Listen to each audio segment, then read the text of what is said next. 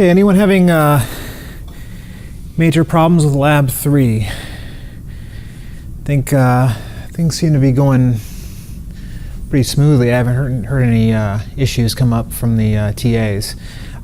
Yes? So I think my group was a little confused with once we get it once we scale it up by say 512, how do we actually do the math on it? How do we retrieve the decimal values?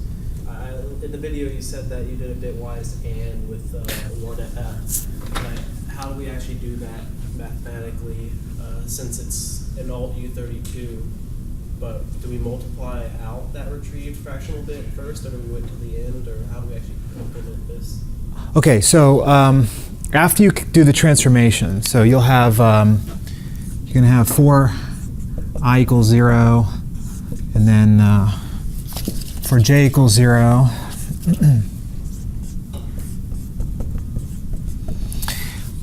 and that represents your I and j as the row in the column of the destination. The first thing you'll do is calculate the transformation. So you'll have a row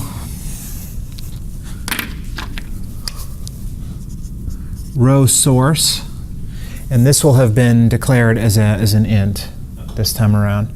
So alt, we want this to be a signed 32. So alt underscore 32. And that'll be I times your cos val minus j times your sine val, or whatever. I might have that mixed up, but whatever the transformation is, right? So the cos val and the sine val you'll have pre-computed, both of which will have 9 fractional bits, right?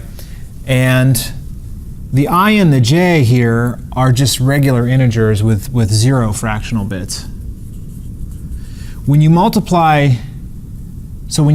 j times sine val and I times cos val, you're going to end up, this row source will have 9 fractional bits, right? So what's the next thing you do? You do the transformation, then you need to extract the fractional part, right? So the frac, if you have row underscore frac,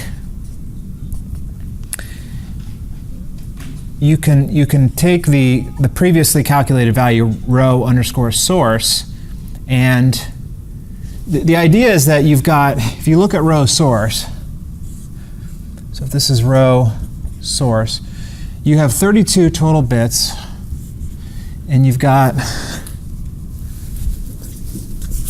9 of which are fractional. So if you want to extract those fractional bits out, you can do a bitwise AND with a constant where you have all zeros up here in the upper 32 minus 9, 23 bits, right? There's 23 bits here. So you want to put zeros corresponding to the upper 23 bits and ones corresponding to the lower 9 bits. So, right, so it'll kind of look like this. And so the hex value associated with this 9 bits, well, 9 1 bits is going to be 0x1ff. Because the f is 4 1 bits, you got 2 of those, you have 8, and then you add an extra 1 here, you get 9. Does that make sense? So if you take row source and you do a bitwise AND with 1ff, that'll give you the fractional part. And then if you want to, when you calculate the weights, there's 2 things you have to keep in mind. The first is that when you do 1 minus the fractional part, when you're doing the interpolation, so let's say you calculate weight 1, or whatever, well, let's say weight 1. This will be, let's say this is row underscore frac times, and then you want to say 1 minus column underscore frac, right? Except you don't want to use 1 because row frac and call frac will both have 9 fractional bits. And so you want this one constant. You want this one constant also have 9 fractional bits, right? So you can adjust that by shifting the 1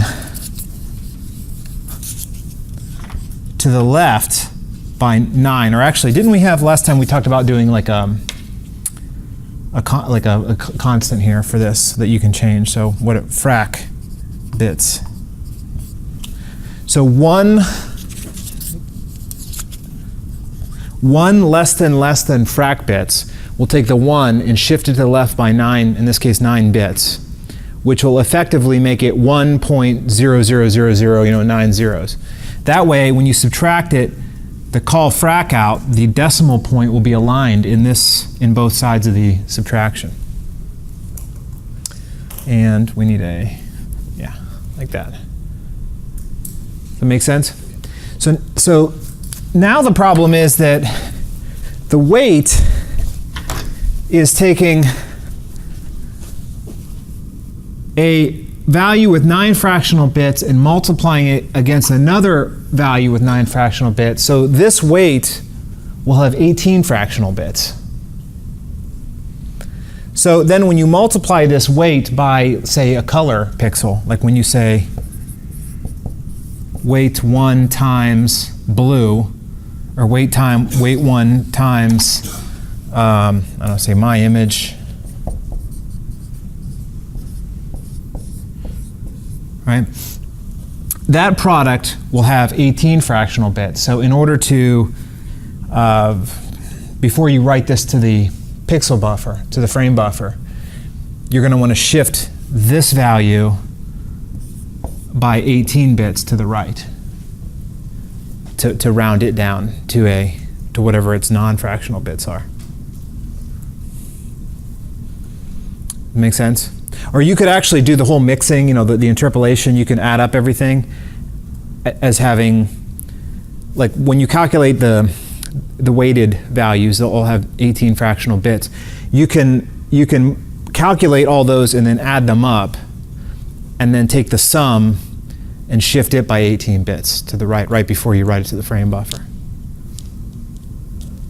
Does that make sense? That makes sense. Yes. So how does that correlate to the 512 number that because That's what this is. If you take this, where was that one? Right here. This thing, I know it's probably hard to read there. This 1 shifted by frac bits, this will actually be 512. Okay. Which, you could just put that in there, but then you have that magic number in there.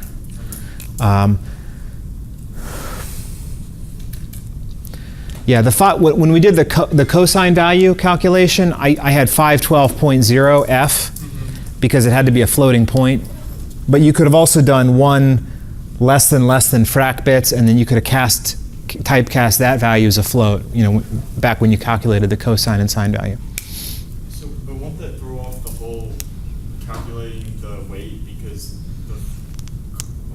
it's supposed to be 1 minus column fraction, so then if it's like 512 minus like a little small fraction, does that not throw off the whole calculation a little bit, or am I not thinking of that correctly? Like in floating point, it's just 1 minus the fraction times row frac.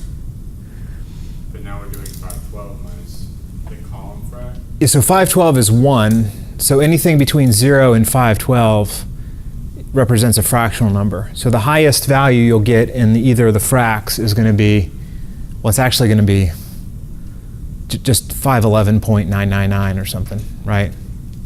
Does that make sense? Yeah.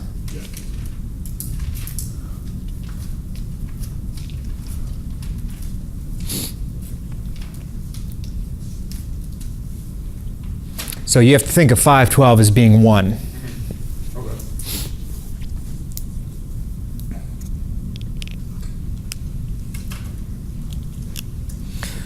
So the bottom line here is keep track of how many fractional bits you've got in each one of these intermediate results. And if you want to round down, you right shift. And if you want to add fractional bits, you left shift. And if you want to extract the fractional bits, you do a bitwise AND. And by the way, this is also a magic number, this 1FF. This probably should be, actually instead of 1FF here, you could also, it would probably be better to do 1 shifted to the left by frac bits minus 1.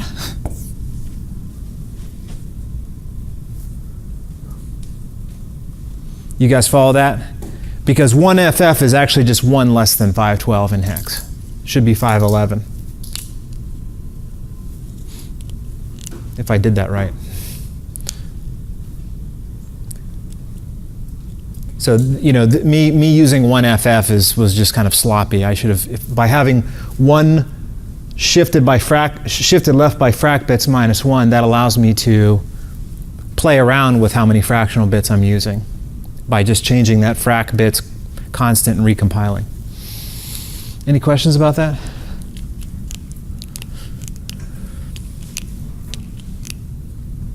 Oh, by the way, when I say constant too, I'm assuming that frac bits in this case was a pound define.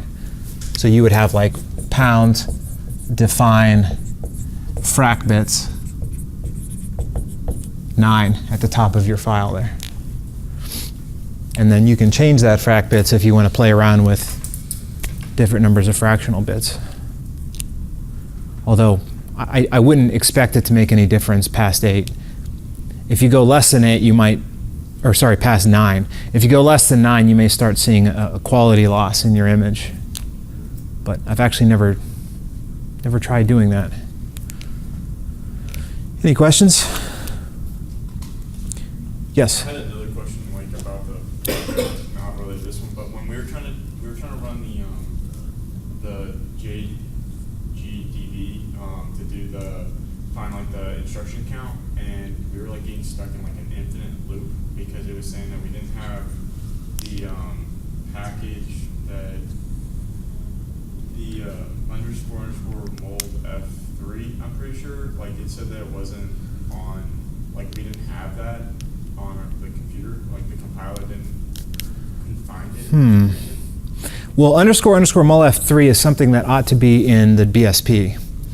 And so maybe it was saying there was no debug information for it, which you can change that in the BSP make file.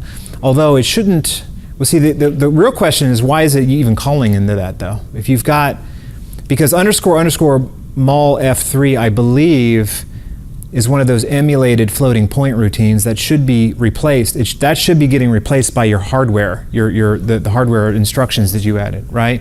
So unless, now there's a possibility that you're not able to do everything you need to do in the hardware. So maybe it's still, I don't know what, let's see, let's find out. This is for floating point, because like we couldn't figure out the fixed point, so we were just trying to get the sure, count yeah, for floating point. That's what I'm talking about. Yeah, and it was just getting stuck in some loop, and so I don't know. So if you search for underscore mul F3, that must be wrong. There's a DF and DF3. Here we go. So that's built into, that's not specific to this class or to these tools. This is just a GNU compiler, GCC internal thing. And mul DF3 says these, let's see, double, okay, so that's the problem. This explains it. So mul DF3 is a double precision multiply, and we don't have support for double precision multiply even if you add the custom instructions. So this means that for whatever reason the compiler thinks that you want to do a double precision floating point multiply. And so this is actually good that this came up, because this should tell you that you should go back into your code and figure out why it's trying to do a double precision floating point multiply. That could be caused by, I think, 2 things. One is if you have a variable declared as double somewhere instead of float. The other is last time I mentioned that if you put a constant in C, like 2.0, that is interpreted as a double unless you put an F after it.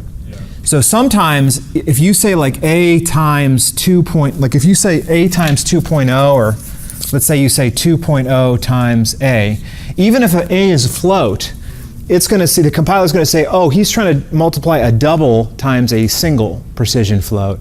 And it may, I don't know what all the rules are, I don't have them memorized, but it may call that function to do this. Whereas if you just put an F after that 2.0, that might fix it. Would an int make So- that column? No. Or no, an int wouldn't do that? Okay, I'm just trying No, if it's an int, like if you just have 2 and multiply it by A and A is a float, then the compiler is going to say, oh, he's taking an integer and multiplying it by a float. So I think normally what it does, I don't know how it handles that actually. I think it probably typecasts the float as an integer first and then does the multiply. Okay. Or it could, maybe it typecasts the 2 as a float, does the multiply, and then typecasts the result. This thing. No. I don't know what all, I can't remember all the code has, but Yeah, it's pretty important that you figure out why it's trying to do a double, because that will slow down, that'll slow things down to a crawl if you got any double. Because the software for the double is really slow. Yeah, but if you have any question about what those things are doing, just do what I did. Just do a Google search, and the first result that comes up should be on the GNU GCC page at gnu.org, and it'll tell you what those mean.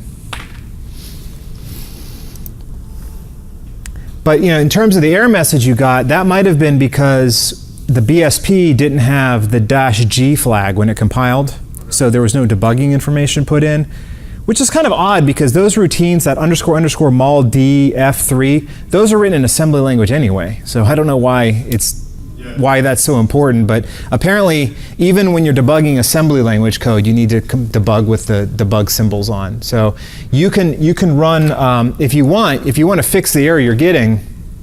If you go into the BSP directory, you can do neos2-bsp-update makefile. And there's a switch where you can add, just like we add the optimization on and off, there's a switch where you can turn debug on and off. It's like, actually, do I have, here we go.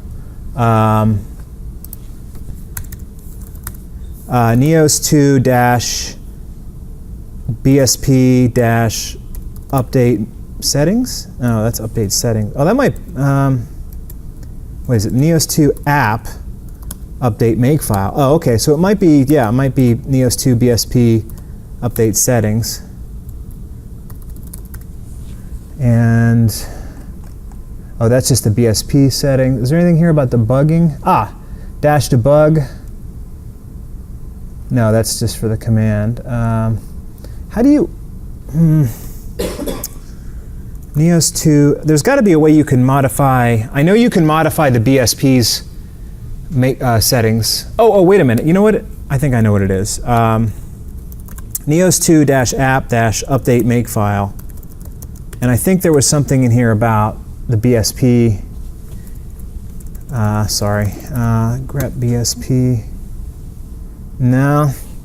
I know you can do it because we used to do it in Eclipse all the time. In Eclipse, if you just right-click the BSP and go to Properties, you can tell it to include the debug information when it compiles. So I'm sure there's a way to do it here at the command line. I just don't know the command off the top of my head. okay. But I mean, I never told you to do it, and I never told you to turn on optimization either in there, because in general your code shouldn't be spending a lot of time in the BSP.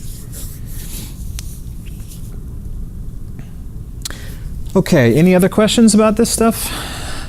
One thing I wanted to clarify, hopefully, I ran out of time last lecture and I didn't get to fully explain some of the performance counting stuff.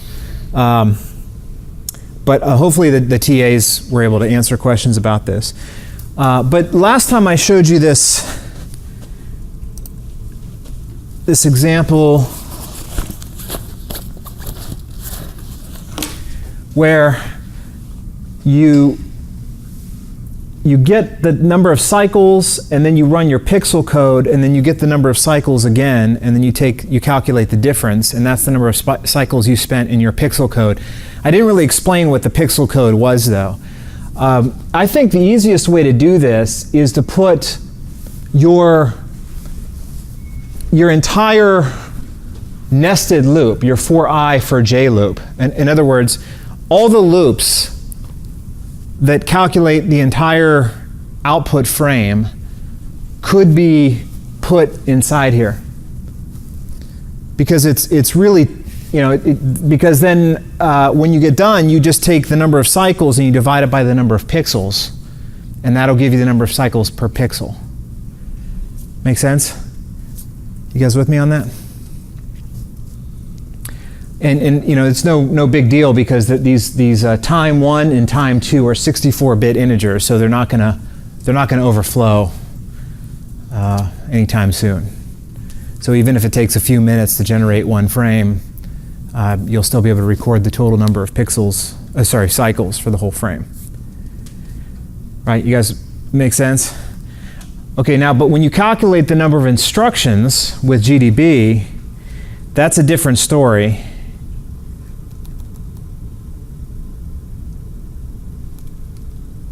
So which slide is that on? Right here. Okay, so I mentioned that you should outline your pixel code, and I showed you an example that was from an unrelated project, but it was this while loop that I had was meant to represent the 4i, 4j loop. And so the innermost code, or the innermost loop body, is performed by this function iteration, which I outline as its own function. And then I measure the number of cycles, or the number of instructions rather, needed by the iteration function. I heard from some of you that you tried to do this for the whole, like you tried to put the 4i, 4j loop inside that iteration function. And if you do that, it'll take too long. GDB is too slow to make that practical. So what I'm trying to say is that when you measure the number of cycles, you could measure the number of cycles for the whole loop nest that does a whole frame, right? But when you measure the number of instructions, you're only doing it for one pixel. Because if you try to measure the number of instructions for the whole frame, it would just take too long. So another way to say this is make sure there are no loops inside this iteration function. There shouldn't be any loops in there. It should be straight line code, just like it is here. Now sometimes you have to use global variables, or you might have to pass some information into the iteration routine. I think in this case you're going to want to send I and j in, right? You want to send the destination pixel in because it needs that to calculate the transformation. Or you could just make those global variables, however you want to do it. And so you may need to convey some information between your loops and the iteration function. But the iteration function should just be the code required for one pixel. Any questions? Yes? What are like some reasonable numbers to be getting for these? It's a good question. The results we get from the groups in this class are all over the map. One semester we decided to base part of the grade on your performance. And the problem was that the results were so spread apart that we ended up having to plot them on a logarithmic scale, because like some groups were literally 1,000 times faster than others,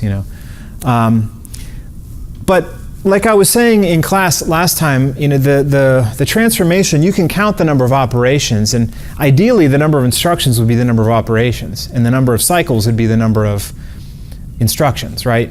So the way, let's see, the transformation is like 4 multiplies and 2 adds, so it's 6, and then the weights are 8 multiplies and 8 adds. So I mean, let's just ballpark it, let's say 40 operations. So there should be minimum of 40 instructions, but chances are you're going to have 100 to 200 instructions. And then the number of cycles that you get it could be twice that, I don't know. It's just, I don't have a definitive answer, because we've never actually gotten a solution that we consider to be kind of perfect. And the way that you write your code influences the performance and your hardware. That, you know, there's a lot of things that influence the performance you get, mostly your code, your coding style. But I mean, if it's, certainly it shouldn't be more than 1,000 instructions per pixel. I hope not. That would seem excessive. Although then again, in floating point that may be the case, because with floating point you're calling all those routines, and each one of those routines may even have a little loop inside of it. So, but hopefully the fixed point is a couple hundred instructions, ideally. But don't take that as a gospel, because I'm just ballparking it. Okay.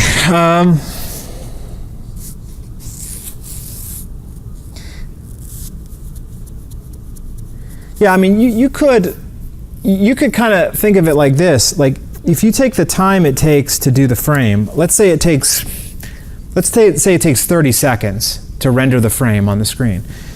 If you take 30 and you take 30, multiply it by 50 million. So that's 1.5 billion cycles if it takes 30 seconds. And then you're dividing that by the number of pixels, which is 320 times 240. So that gives you about 20,000 cycles per pixel if it were taking 30 seconds to render the frame. Hopefully it's not taking you guys that long. Hopefully it's not that slow. But if it were taking 30 seconds, you would multiply that by 50 million cycles per second. You divide that by the number of pixels, which is 320 by 240. That's going to give you a number of cycles per pixel on average. And then you hope that you're getting about 1 instruction per cycle, but it may be 2 or 3, depending on the cache performance. So if the CPI here were 2, then you would have to divide that by 2 to get the number of instructions. So that would be about 10,000 instructions per pixel.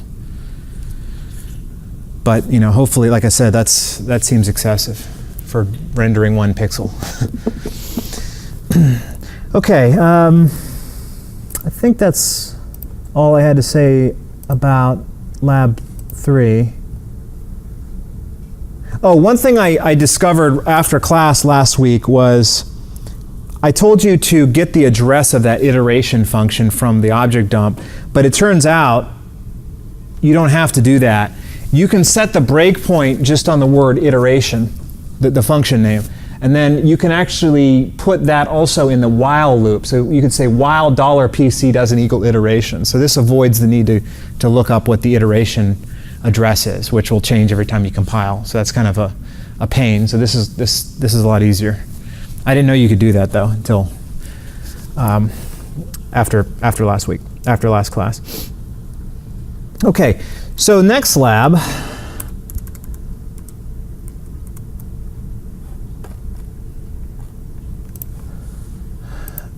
The idea is to continue to find ways to speed up the code, speed up the rotation. So let's see, we've done fixed point, we've turned on optimization, streamlined the code a little bit, we made the cache bigger. What more can we do? I think the next obvious thing to do is go multi-core, add another processor. That's what processors in real life did, right? Everyone went multi-core like 15 years ago. So basically, we're going to multi-thread the code, and we're going to have we're going to add a CPU, and we're going to take the workload, which is all of the 320 by 240 pixels that we're drawing for each frame. Consider that the workload. We're going to divide the workload up equally in 2 halves and have CPU 0 do half and CPU 1 do half. So during runtime, both CPUs are going to be reading the pixels, input pixels, from the DRAM, from the my image array, and they're both going to be writing to the frame buffer, which is in SRAM. So you're going to be pulling pixels out of DRAM, transforming them, interpolating them, and then writing them back into SRAM. So ideally, this should speed things up by a factor of 2, hopefully, right? Because each CPU is doing only half the work and they're running in parallel. The problem potentially, though, is we may not get that, we may not get good scalability, meaning we may not get, our performance may not be twice as good by having twice as many processors if we run into a bottleneck at the DRAM or the SRAM, because the CPUs are sharing the interface of the DRAM and they're sharing the interface of the SRAM. So if there's a bottleneck at either one of those places, we may not get a lot of bang for our buck by adding another CPU. But that's what we want to figure out in this lab. Okay? So Platform Designer allows you to add multiple CPUs. Easy, just double-click the Neo CPU and it'll add another one. The CPUs can share memories and other components. The way you do that is if you have the same peripheral connected by multiple master interfaces. So if you have two CPUs, both have a data master, and they can both be connected to one slave. And the way that works is it goes through a crossbar switch. There's an on-chip interconnect on the that gets generated for you on the FPGA, which allows you to have multiple CPUs making requests to one peripheral. Now, obviously, if they do it at the same time, one of them is going to have to wait. So this is where the bottlenecking can come into play. If CPUs are hammering any peripheral quite a bit, then there'll be some serialization that'll happen where one of them will get blocked to make way for the other. There's arbiters in there that arbitrate access to the endpoints. You guys with me? Okay. Okay.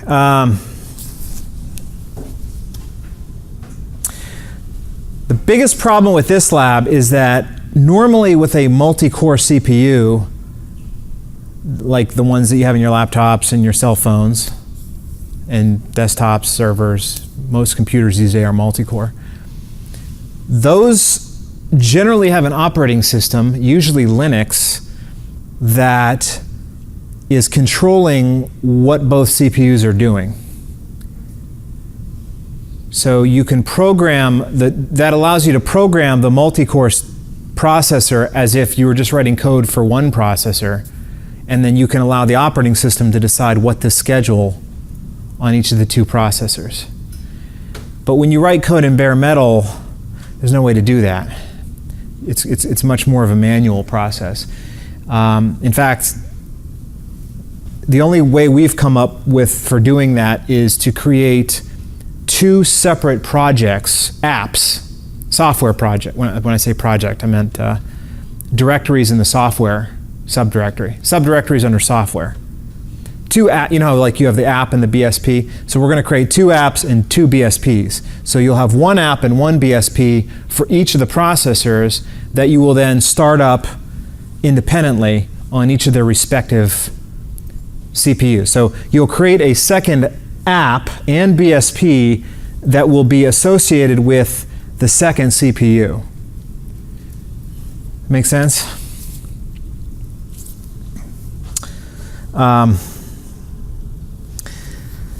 The problem with that is that you need to make sure that the second app doesn't step on top of the first app when you load it into the SDRAM. So both apps are going to be loaded into SD or DRAM, the off-board or the onboard memory on the board, and they're both going to share the same memory, but we want to keep them in different regions of that memory. We want to keep the data, the code and the data associated with each of the projects separated. So they can use the same memory, but we want them separated in terms of the addresses that they span in the memory. Because otherwise, when one app is running and you load the other app, it'll load on top. It could potentially load on top of the first app and kind of just crash it, wipe it out. destroy its stack as it's running. That make sense? So to do that, it's kind of a strange way to specify. There's a strange way to specify what the offset is in memory addresses. You actually do it through the reset vector and the exception vector in the settings in SOPC Builder. So when you add the second CPU,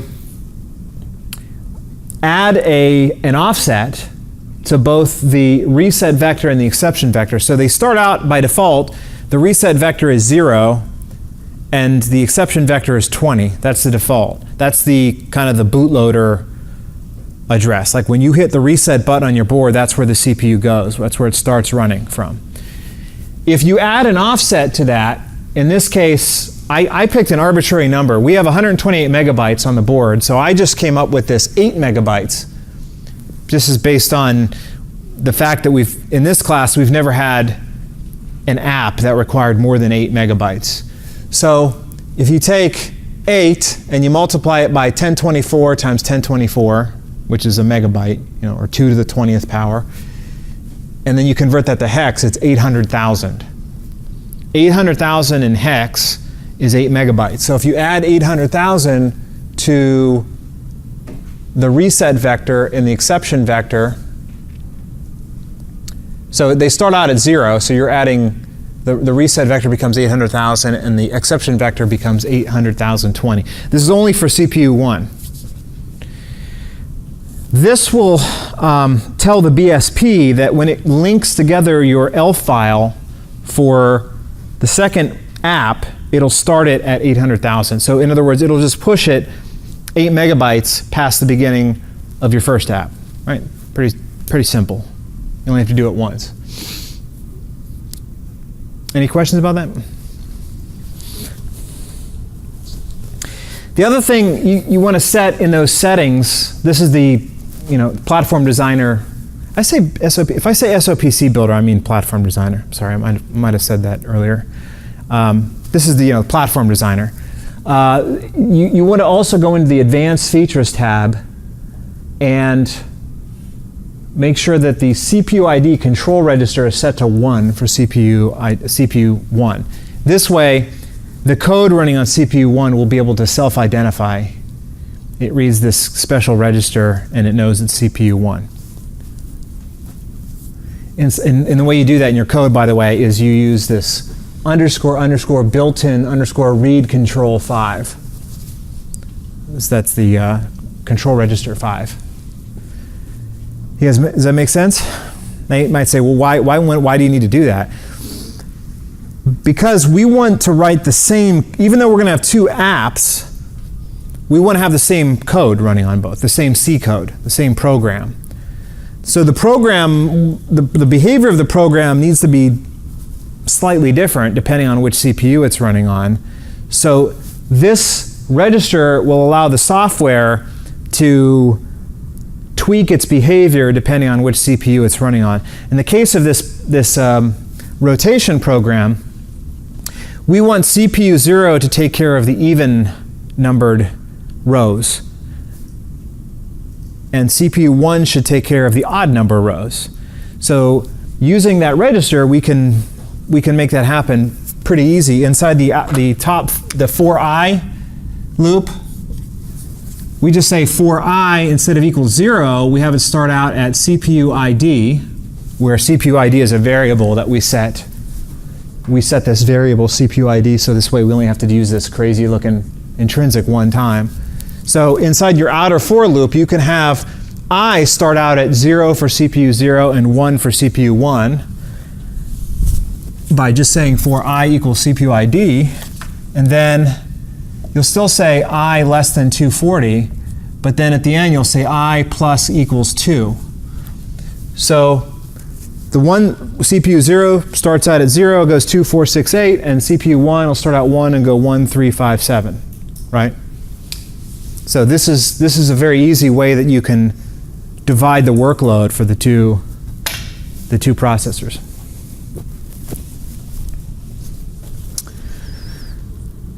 So to create the second app, you do the same thing you did before. You run the neos2-software example create. The only difference is that the CPU name, you have to specify which CPU you're creating the app, or the software example, which will become the app. So the CPU name will be neos2_gen2_1, assuming that you don't change that name inside of Platform Designer. So that's the default name. And then the app directory, you would just call it like lights2, and the BSP directory would be lights2_BSP. So this way you'll have lights BSP, and lights2 BSP, and they'll be the same. The only difference will be that one of them, when you compile one of them, it'll go into the memory 8 megabytes after the first one. But aside from that, they should be the same. Make sense? Now, how do you guarantee that they're always the same? Well, we came up with this trick a few years ago. If you delete the hello world.c that's generated after you create the app, you can then link it to the other one using the ln command. Did you guys learn about ln in 2.15? ln is a way you can create a link between two files in Linux. It's kind of like shortcuts in Windows in a way. But this is actually a hard link. When you do ln with you don't put -s, it creates a hard link, meaning that when you go inside that file, when you go inside, see, I should have showed that here. Before you do this, you want to go inside your lights2. Well, actually, I did show that up there. CD lights2. So you're inside lights2, you remove the hello world, you type this command link up directory lights hello world.c. That'll create a new hello world.c in which anytime it's modified, the other one will also be modified, and vice versa, right? So that way you can edit either one of those lights.c, and every time you save it, they'll both be updated with all the changes you made. But you have to do the same thing for myfile.h and myfile.c too, which is that C file that contains the image. And then make sure that you update the makefile to put the myfile.c into the makefile for lights2, which is the same thing you typed last time. Any questions? So this is just setup stuff. You only have to do this once. How about running both? Well, this part I think is pretty cool. It's a little complicated, but you can start the two GDB servers now once you have both CPUs and you program the FPGA. You start two separate GDB servers on two different TCP ports. You just have to say one of them will have an instance 0, which will connect it to CPU 0, and the other one instance 1, it connects it to CPU 1. I have an ampersand after both of those, which will push them both into the background. And then when you debug, you'll either connect to port 8000 or port 8001, depending on which CPU you want to debug. So notice when I did that, I did it in two windows, and I've got them next to each other here. So I did target remote localhost 8000 there, 8001 here, and I hit load. And notice when I loaded it, and this is important, you want to check this. This is a good thing to check. The addresses are different. So this says 8 million in hex, and this one says 8,800,000. So you can see that the DRAM starts at address 8 million with respect to the Avalon bus addressing scheme. And then the second processor adds 800,000 as an offset onto that. So this allows you to verify that you're loading your program, which is comprised of 4 sections. Entry, which is the entry is the beginning, that's like the bootloader. Then text is your code. Then there's read-only data, which we know the image is in there. That little USC logo thing is in the read-only data. And then the read-write data is any initialized global variables that are not declared as const. So these 4 sections get loaded in, and you can see that they have offsets. But if you compare this side with this side, the one on the right has an offset of, it always adds 800 Well, actually, they're a little different, surprisingly, but I'm actually not sure why that is. But yeah, this one's DCAO, and this is 1A8. See, I never noticed that. But anyway, you can see that this is 8.0 and this is 8.8. Right? Start address. This is the exception vector that you typed into Platform Designer, and you can see that one is offset as well. So you obviously will need two separate Linux terminals to do this, but this allows you to debug both at the same time. Okay, any questions about that? That's all you have to do to get things initially set up. I'll show you that. I'll show you the platform design. Actually, it'd be a good time to do that now. Well, actually, I'll hold off on that. I'll come back to that. Okay, so both processors share the same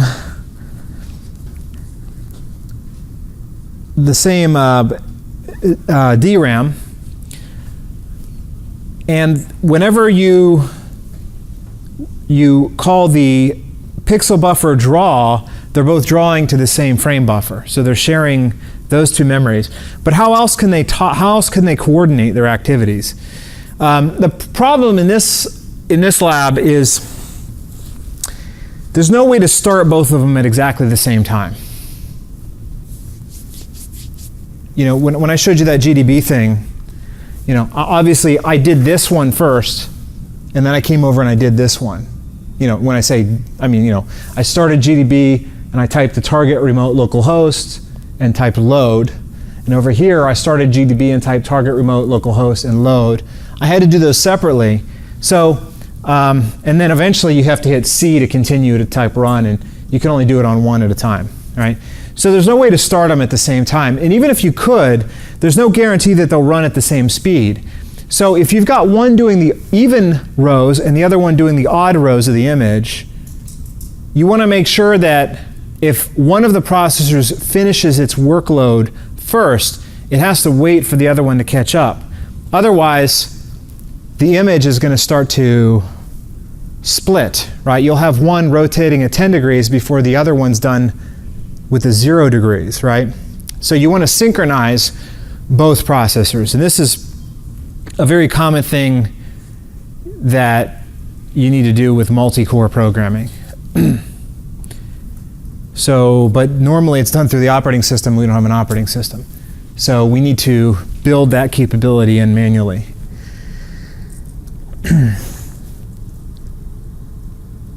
Okay, so this is another, it's what I just got done explaining, but there's a typo here. It should say CPU ID. Okay, so I've got CPU 0 and 1 that are both operating in parallel. CPU 0 is transforming the even number rows, and when it gets done with that, it hits a barrier. The barrier is a point where you want all CPUs to wait at the barrier until all the CPUs reach the barrier. Does that make sense? So if they all reach the barrier at the same time, then no one has to wait very long. But if one of the CPUs is lagging behind the others, then it will cause the other CPUs to have to wait at the barrier. Does it make sense? There's also something called a fence operation, which is a fence means that you want all outstanding memory operations to complete before you move past a fence. But we don't have to worry about that in this class. We just have the barrier. Make sense? Okay. Okay, so how do we implement barriers? Well, that part's a little tricky.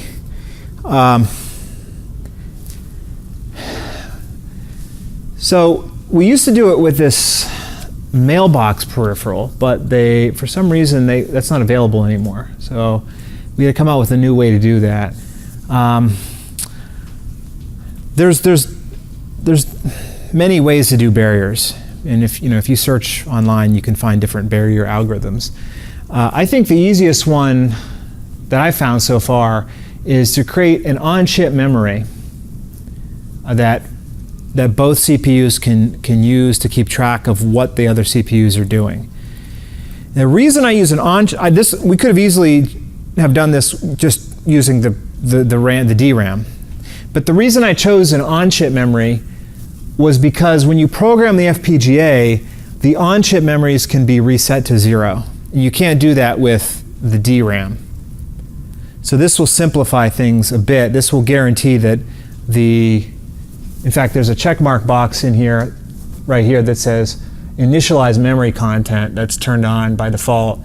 And this will, if you don't provide an initialization file, then it will initialize to 0, but only on reconfiguration. Meaning that if your CPUs, if something happens while you're testing your code and that memory becomes corrupted, you may be stuck until you may have to reconfigure the FPGA to clear that out again. Make sense? But it's easy to do. It's just the one command, neos2 configure soft. Okay, so what are we going to store in there? What are we going to use it for?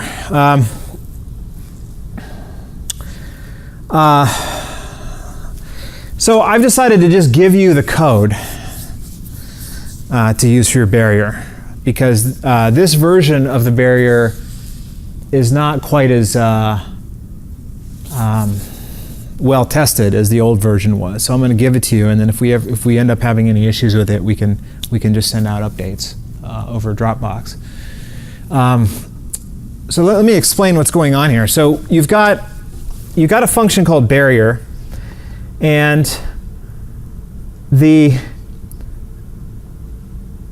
on-chip memory that I added will have an address that's determined by Platform Designer, and it will be stored in this system.h file. You guys probably have noticed this, but because you actually had to use this with the hex displays and the LEDs, but every peripheral has a base address, but because that base address can change when you regenerate your system, it's better to use the symbolic name for each peripheral address as stored in system.h, so those will get updated.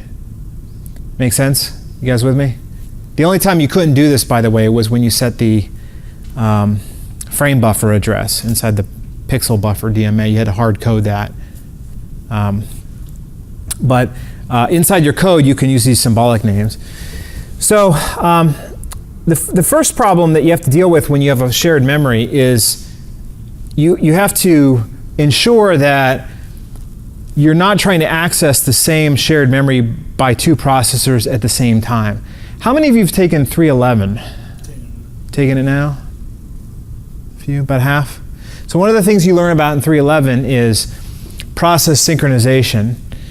And the simplest form of that is a mutex, mutual exclusion. And the idea is that you can have this mutex, which is a lock, essentially, and only one CPU can acquire the lock at a time.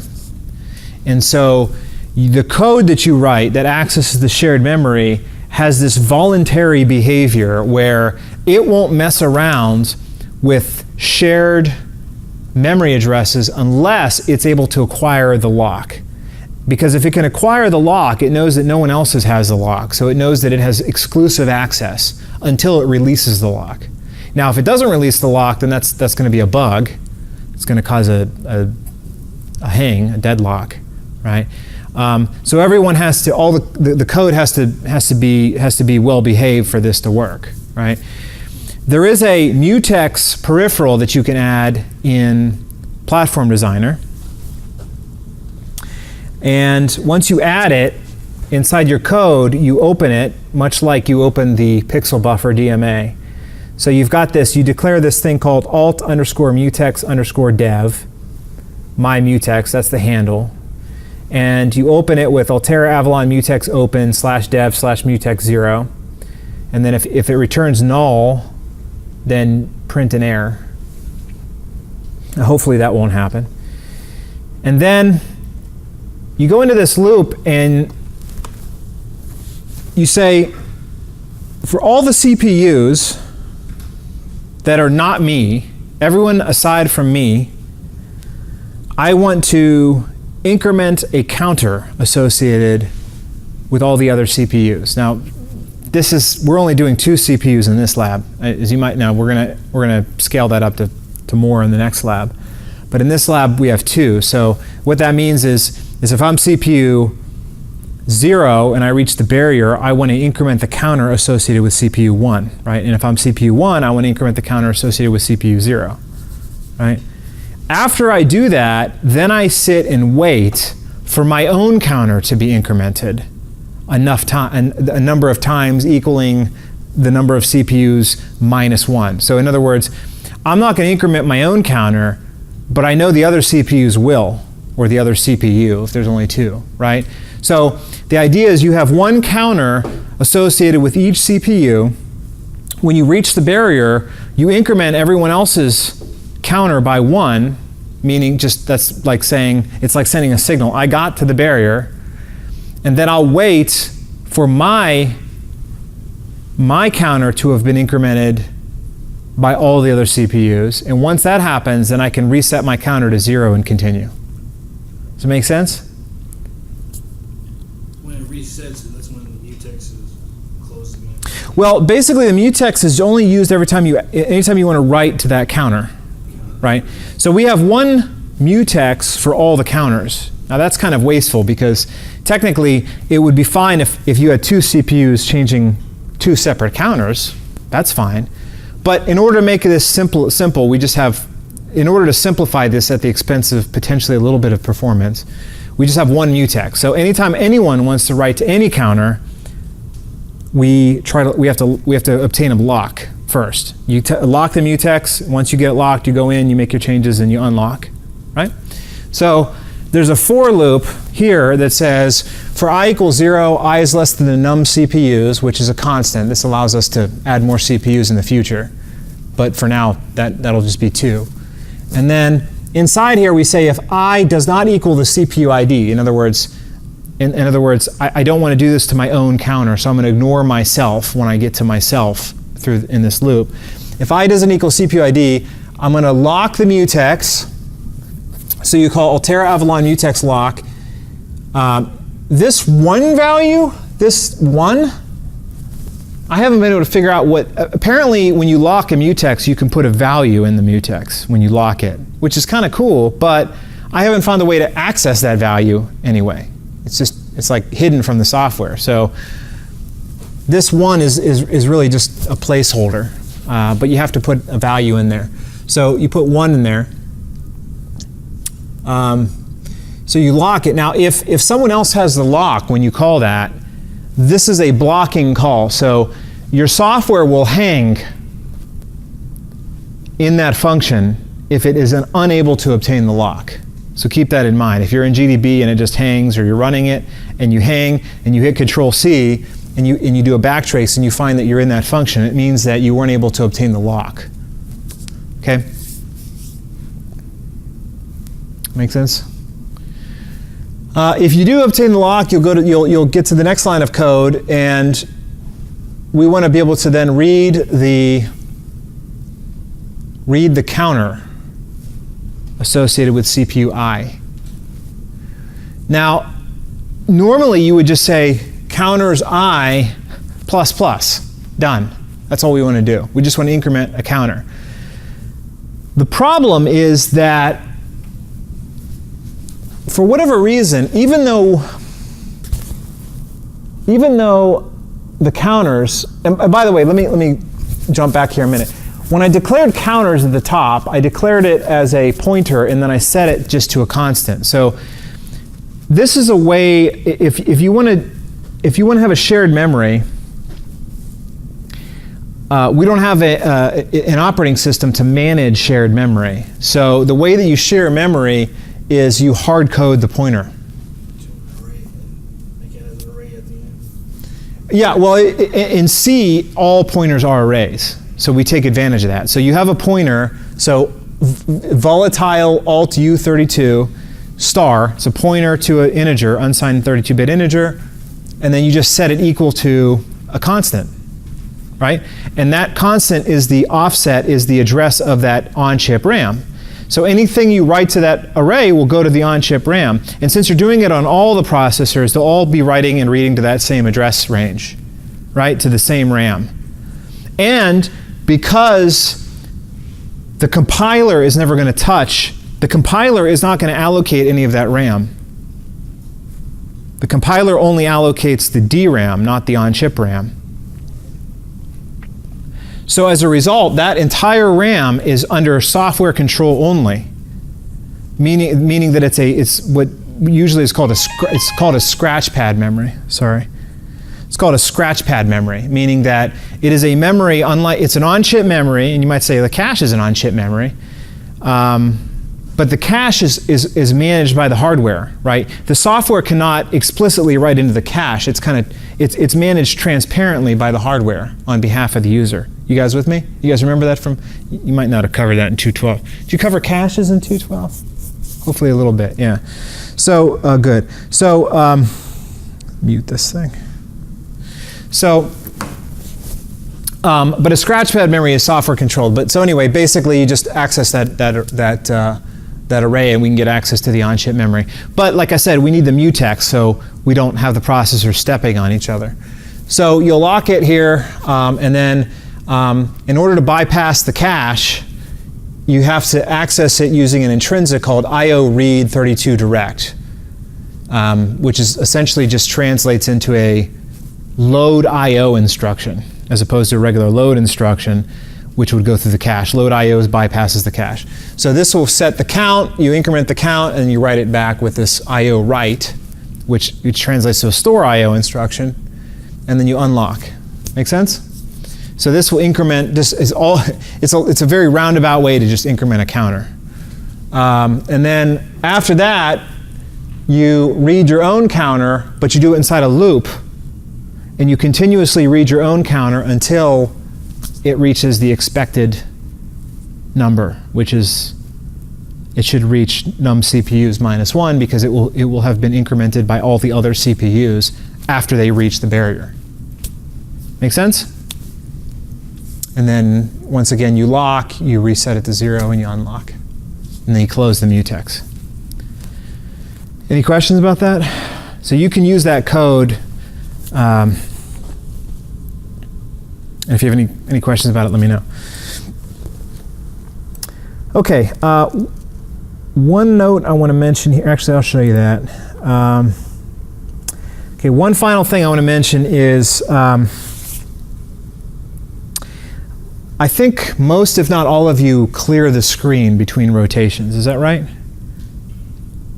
Most groups in this class, they like to clear, like before they start the next rotation, they clear the screen.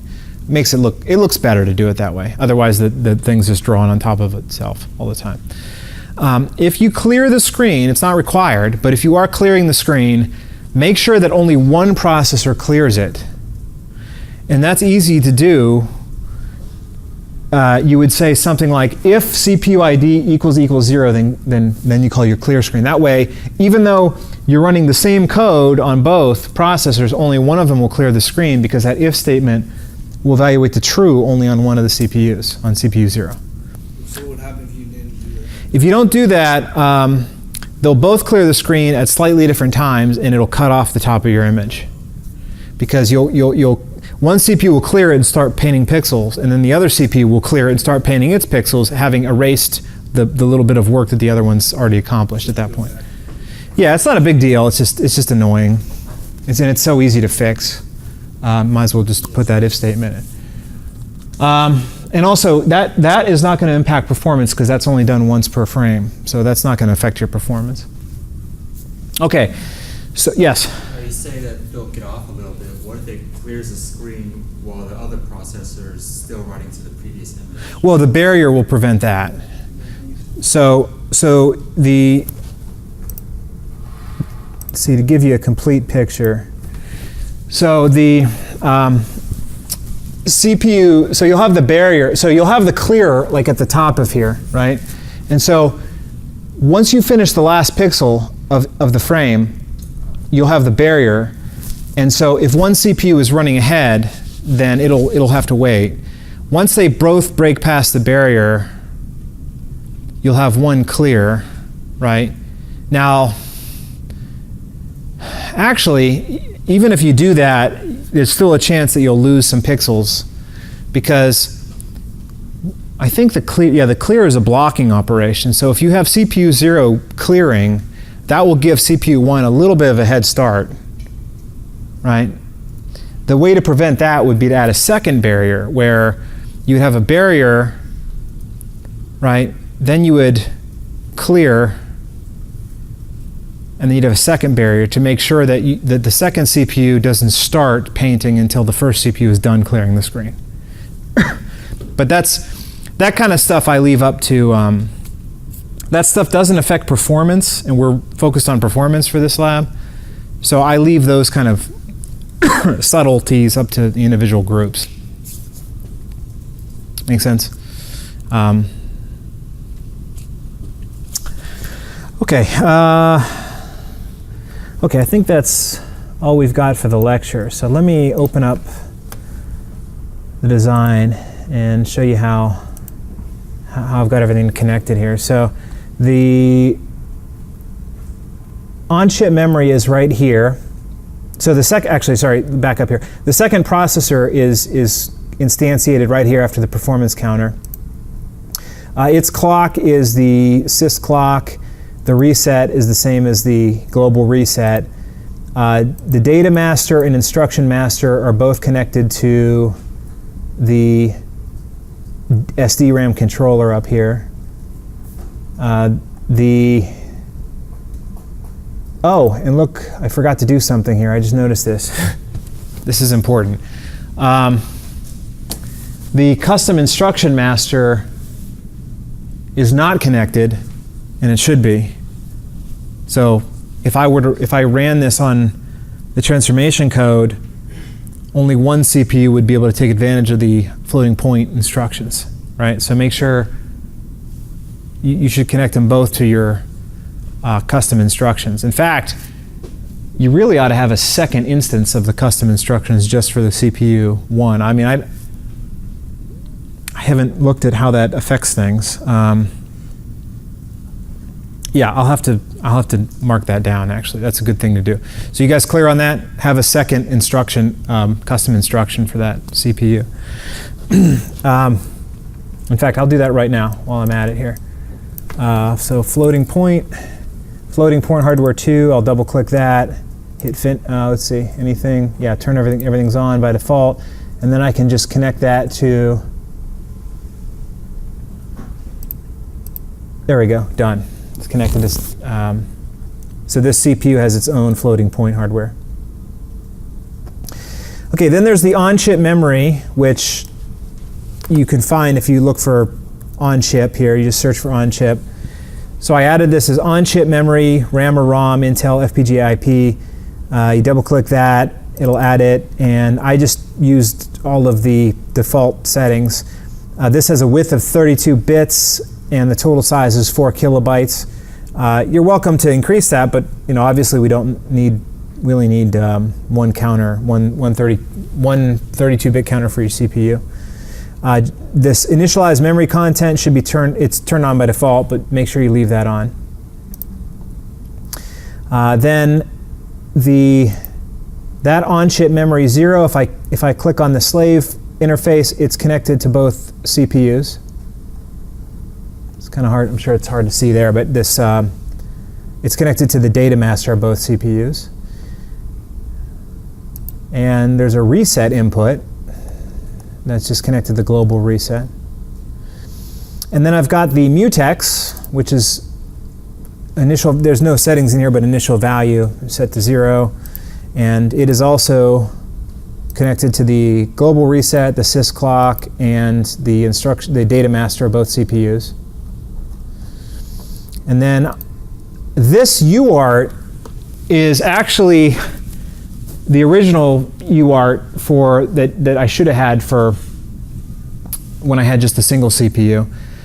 In the old version of the software, the CPUs could not, multiple CPUs could not share the same UART. They couldn't share the same console.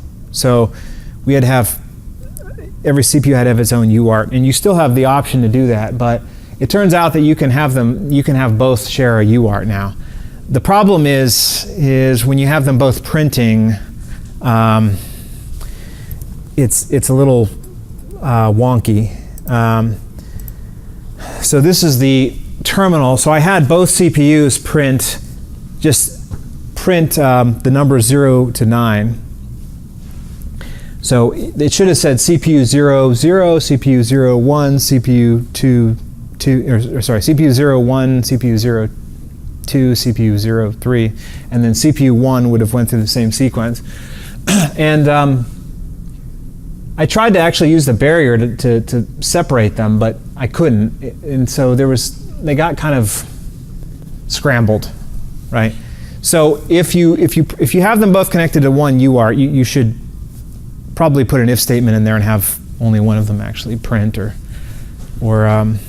just be aware of the fact that when they'll be printing on top of one another. And that's it. Okay, so I've got it running. I'll give you. Let's quit out of GDB here.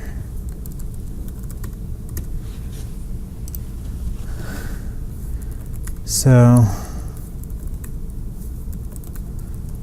I've got both JTAG servers running. I'm going to shut them both down.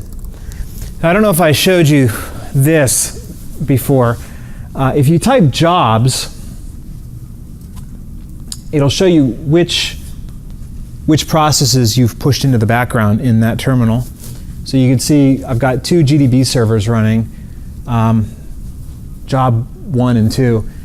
So before I reprogram the FPGA, I want to kill them both. So if you kill -9, jobs are denoted by the % sign. So %sign 1, %sign 2 are the job 1 and 2. So this will kill both of those guys. And so I can reprogram the FPGA with the neos2 configure sof, lights.sof.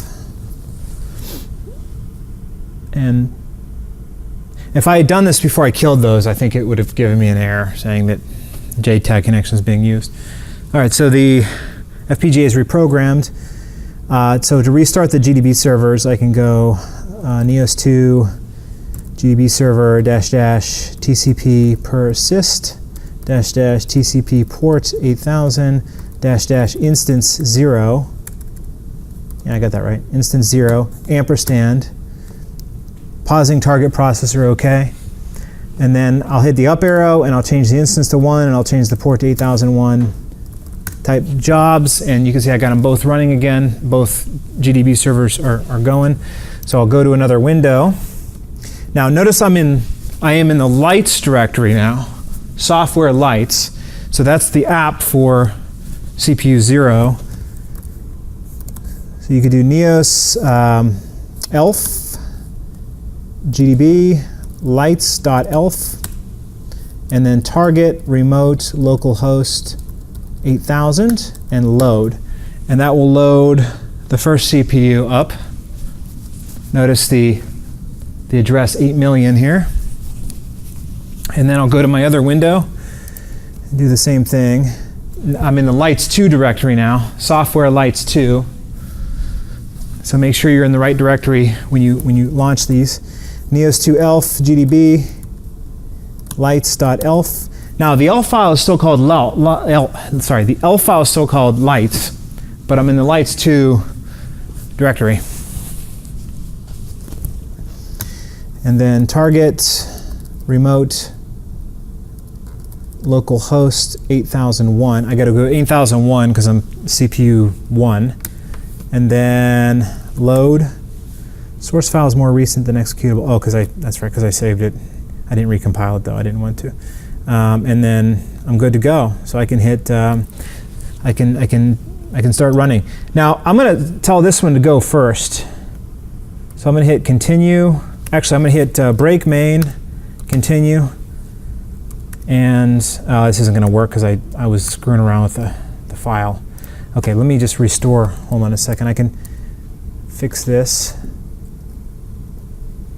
All right. Okay.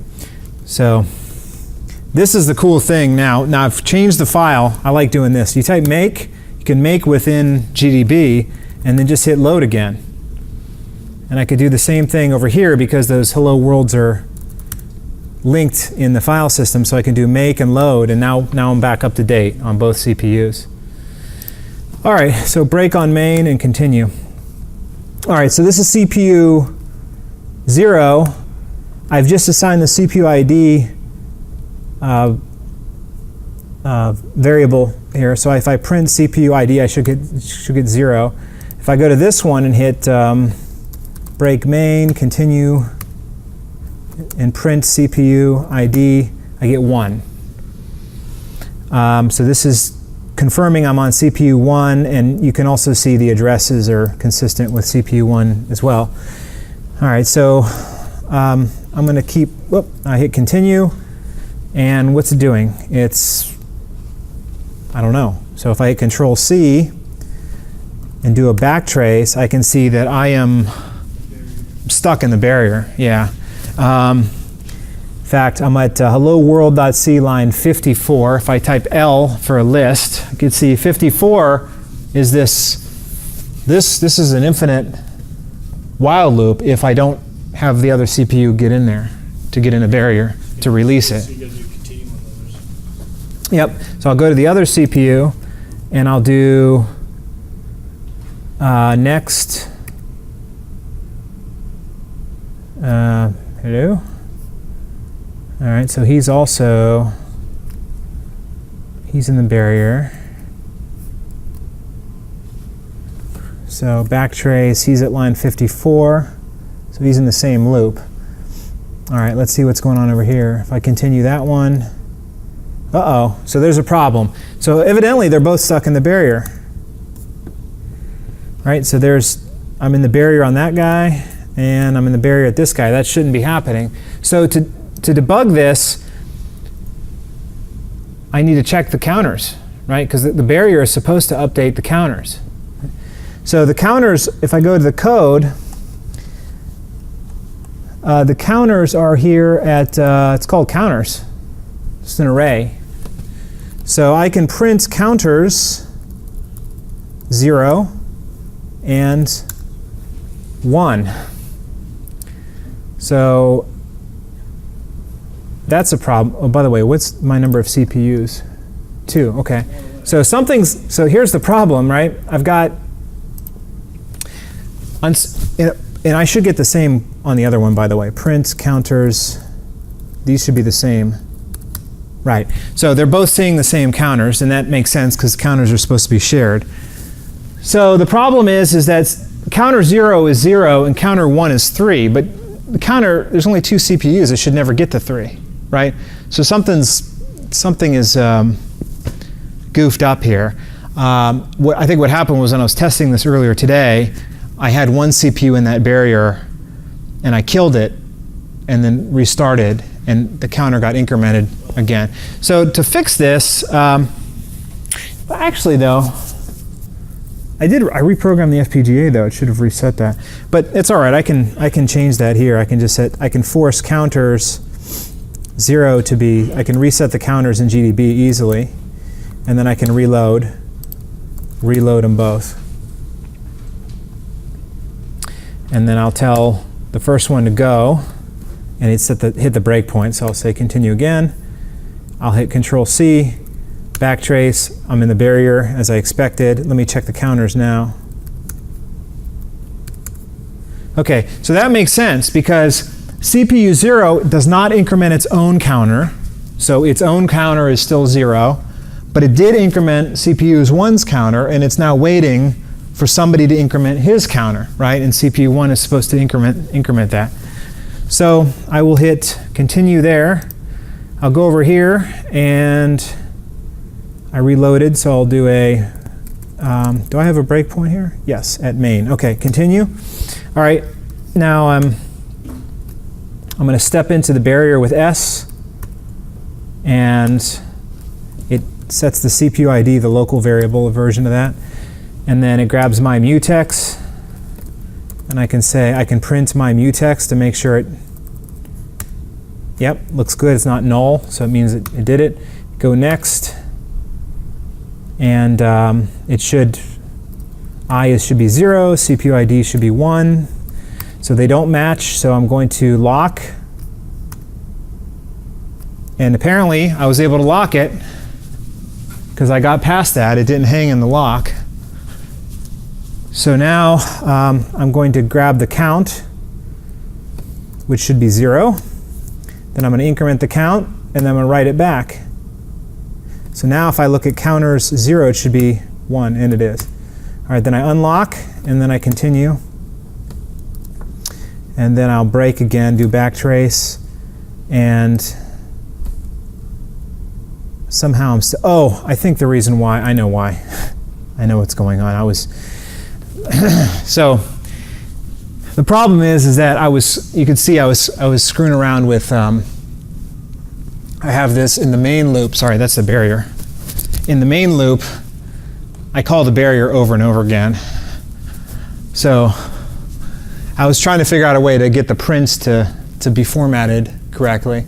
So there's a first barrier, and then I go through, and there's a second barrier, and then I go through and I keep issuing the barrier over and over again. So that's what's going on. So because all it does is keep doing barrier, barrier, barrier, barrier, every time I stop it'll always be in a barrier.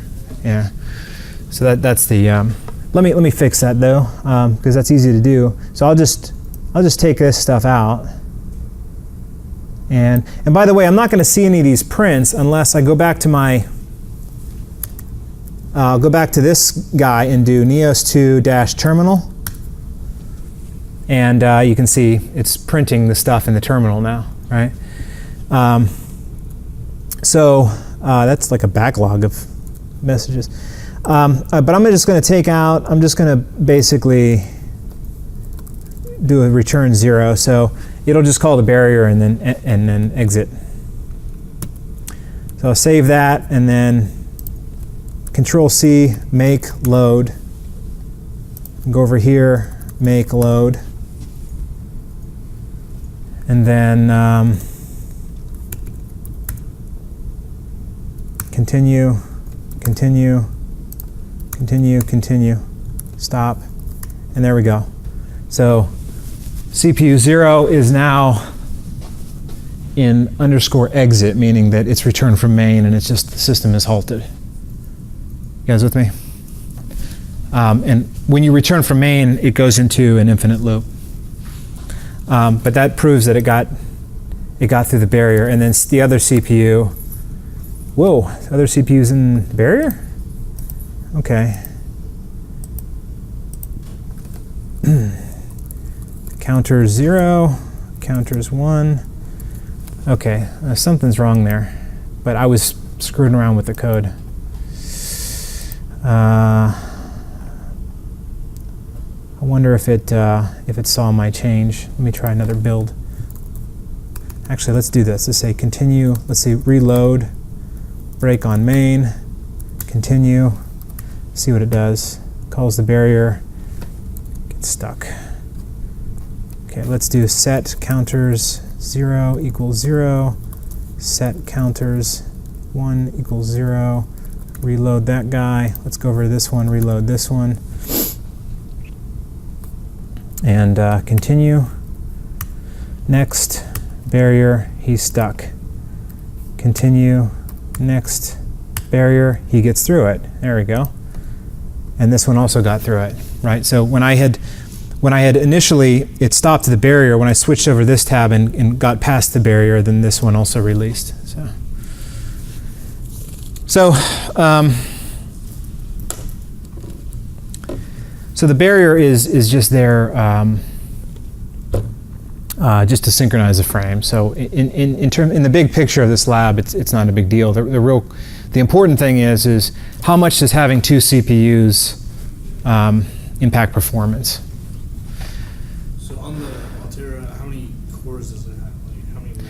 That's a good question. We had one group put 8. 8. I don't know if we've ever gone past 8. I think that's the most we've done. As you start adding cores, you can, if your cache is too big. Oh, that's the other thing too. You should make sure that the cache size, in fact, let me add that as a comment before I forget. The cache size should be the same on both CPUs. If they're not,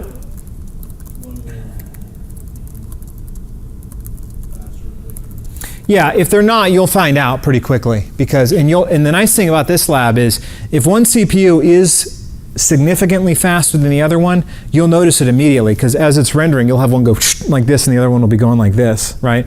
So you'll know really quick if you have some sort of, if one of them has a big advantage, and that could be because of the floating point instructions, if you forget to add floating point support on the second CPU, or if for some reason the compiler doesn't know about the floating point instructions. And if the cache size, if they don't have the same cache size, you'll know. So it's not, you'll figure it out fast just by looking at the rendering on the screen. But they should have the same cache size. But what I was saying earlier is, as you add more CPUs, usually the first thing you run out of is memory because of the cache. So you can take your cache down and fit more CPUs. But the other thing that'll happen is the compile times will get really long because if all CPUs are sharing the same peripherals, there's a very dense interconnect on there because you have this, this fan-in, like all the CPUs are trying to route wires into that SRAM interface. So yeah, there's a bottleneck in terms of the wiring congestion in the synthesized FPGA design, which makes it hard for the compiler to figure out where to place things to make the wire lengths as short as possible, to minimize all the wire lengths. But it's hard to do that when you have all these wires trying to go the same place and you only have 2 dimensions to work with. So that's the other problem that comes up.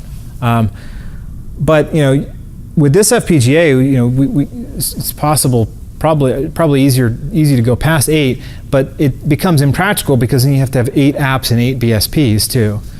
Now I think there's a way to fix that, by the way. Just in case anyone is adventurous and wants to try this. The only difference between these two BSPs is in the BSP directory. So if I go to lights2_BSP, there's one file here called linker.x, this file right here. And in that file, there's only one line. So there's a line that says,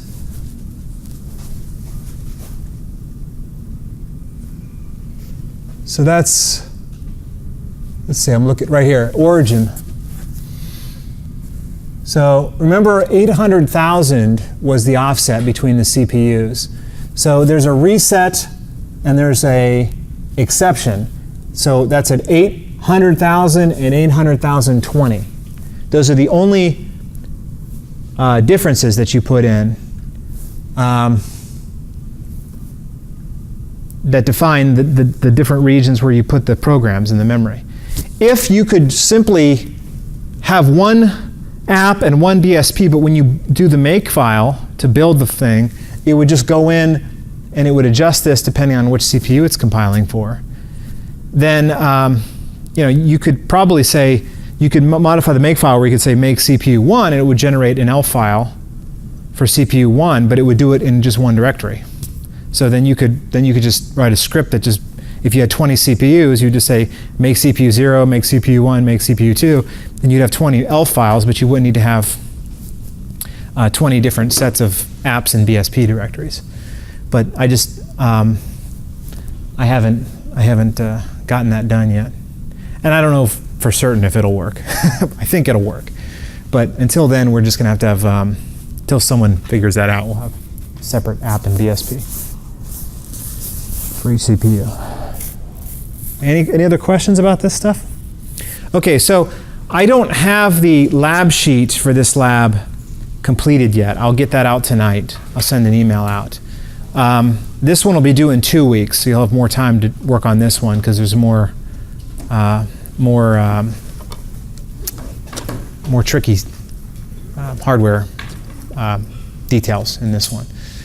So you'll have 2 weeks, but I'll get the lab sheet out by tonight. But in the meantime, obviously lab 3 is due today, and you can still get everything ready for if you're done with lab 3. Yes. 2 weeks, including spring break or next week? Spring break. When's spring break? Is that next week? Yeah. Then it won't include spring break. So you'll get 3 weeks, right? Including spring break. Yeah. Thank you. Okay.